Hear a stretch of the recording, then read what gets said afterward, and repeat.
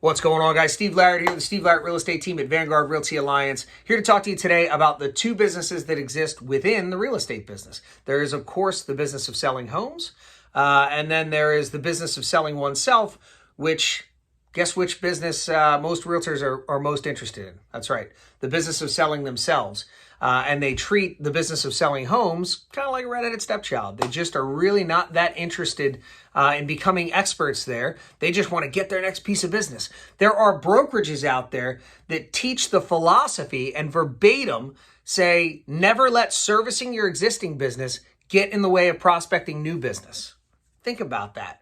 If you pledge contractually to work with a realtor and you sign a contract, the second you do that, to a lot of realtors out there, you are now less important than the next stranger they might talk to that has not agreed to work with them yet. That is philosophically the way a lot of brokerages teach. We are completely in opposition of that.